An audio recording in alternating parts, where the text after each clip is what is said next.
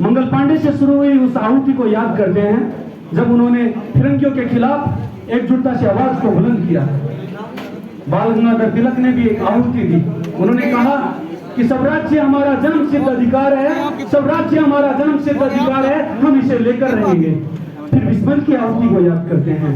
उन्होंने कहा कि सरफरोशी की तमन्ना अब हमारे दिल में है, सरफरोशी की तमन्ना अब हमारे दिल में है, देखना है जोर कितना उस बाजुए कातिल में है। हमने स्वतंत्रता प्राप्त कर ली दोस्तों, और स्वतंत्रता के बाद में किसकी बारी आई? बारी आई राष्ट्रीय एकता की, अखंडता की। जो अंग्रेजों की फूट डालो और राज करो की नीति से भारत छिन्न भिन्न हो गया था, उस भारत को जोड़ने के लिए सरदार पटेल निकले।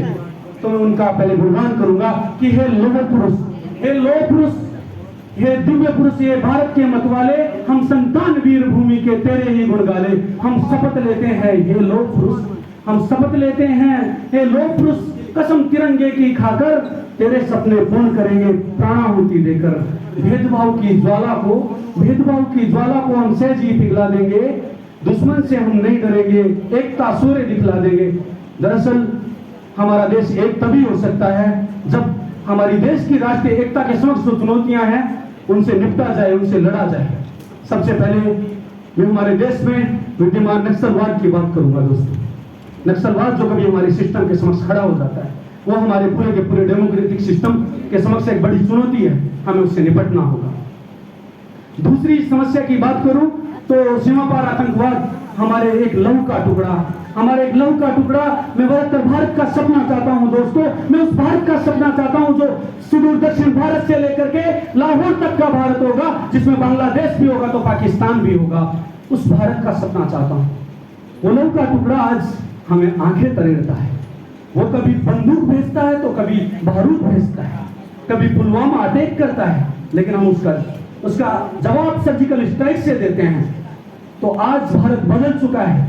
हम नो बेस्ट यूज की पॉलिसी नहीं है, अब हमारे पास परमाणु हथियार भी है। तो अब भारत शांति का पुजारी तो है, लेकिन हम शांति का राग नहीं अलापेंगे। अगर आप हमारे ऊपर एक अटैक करेंगे तो हम 10 अटैक करके आपको जवाब देंगे। दूसरी बात याद आती है। दूसरा सबसे बड़ी चुनौती है ड्रैगन, मतलब चाइना। वो कभी कहता है कि सीमा के ऊपर गांव बसा देंगे, कभी कहता है कि अरुणाचल हमारा है। वो अरुणाचल जहां पर सूर्य की पहली किरण मां भारती के आंचल पर पड़ती है, वो अरुणाचल तुम्हारा नहीं हो सकता दोस्तों। और सम्मान्य निर्णायक मंडल का मैं ध्यान आकर्षित करना चाहूंगा। सुदूर प्राचीन अतीत में जब महाबलीपुरम में एक मंडप सभा हुई, उस मंडप सभा में चीन शरणार्थी बनकर हमारे सामने आया था और कहा था कि भारत हमारी रक्षा कीजिए। हमारे किसी राजा के सामने आया था। वहां पर पिछले दिनों शी जिनपिंग को मोदी जी लेकर गए थे, कहना चाहते थे कि आप एक दिन यहाँ आए थे हमारे सामने भीख मांग करके तिब्बत से हमारी रक्षा कीजिए। आज उस चीन को मैं बता देना चाहता हूं कि मानते हैं कि आप शक्तिशाली हो, लेकिन हम हिंदी चीनी भाई का राग नहीं अलापेंगे। अगर तुम हमारे ऊपर अटैक करोगे तो हम तुम्हारे संगाई को नेस्तनाबूद कर देंगे। हमारे पास भी परमाणु हथियार है, हम उनका यूज कर देंगे। आज हमारा नेतृत्व सशक्त है, आज हमारे सामने देश की नहीं पूरे विश्व की सबसे बड़ी युवा शक्ति है। एक और चुनौती है किसान की कितनी समस्याएं हैं।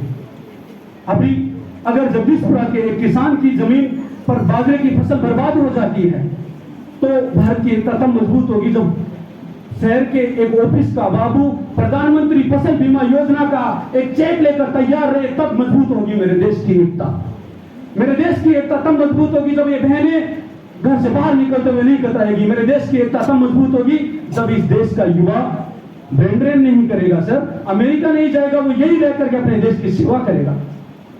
राष्ट्रीय एकता में बहुत सारी चुनौतियां हैं। जातिवाद, संप्रदायवाद को तो मैं भूल ही गया।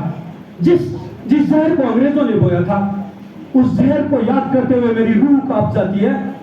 कैसा दर्दनाक हादसा था पिछले दिनों उदयपुर में। गला रेख दिया जाता है, कभी गोष्ठी के नाम पर लोगों को उतार दिया जाता है। हम में से कोई चंगेज खान, कोई शक्य है, हुन है, कुषाण है, कोई मध्य एशिया से आया हुआ आर्य है, तो आप इस रूह को मत छेड़िए। भूल जाइए कि कौन कहां थे, आज प्रेजेंट पर बात कीजिए, नहीं तो भारत की प्रगति की रफ्तार रुक जाएगी। इसलिए मैं आप सभी से आग्रह करूंगा कि भारत की राष्ट्रीय एकता तभी मजबूत रह सकती है जब हम सब जात पात धर्म क्षेत्र भाषा का नाम भुला करके आगे बढ़ेंगे। तभी भारत की एकता मजबूत हो सकती है। भारत में झांसी भी आएगी, झलकारी भी आएगी।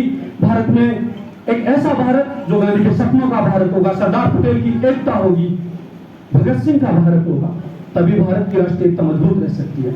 तो मुझे पता है इस बात का कि इकलाम ने लिखा है कि सबकी हस्ती मिट गई, लेकिन कुछ बात है कि हस्ती मिटती नहीं हमारी।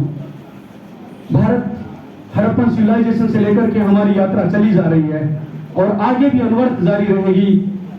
इसी बात के साथ, कुछ पंक्तियों के साथ मैं अपनी बात खत्म करना चाहूंगा दोस्तों, कि केरल से करगिल घाटी तक, केरल से करगिल घाटी तक, गुवाहाटी से चौपाटी तक, केरल से करगिल घाटी तक, गुवाहाटी से चौपाटी तक, सारा देश हमारा, जीना है तो मरना सीखो, गूंज उठे ये नारा, ये सारा देश हमारा, ये भारत देश हमारा, ये हिंदुस्तान हमारा। जय हिंद, जय भारत।